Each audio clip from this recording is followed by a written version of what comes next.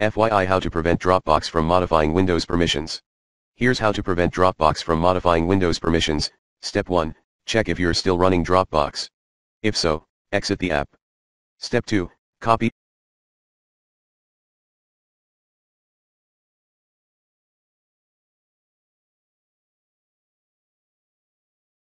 paste the following lines into the command prompt: =%homepath%backslash dropbox/grant%username%f /t =%of data%backslash dropbox/grant%username%f /t =%localapp data%backslash dropbox/grant%username%f /t. Step 3, restart your Dropbox client.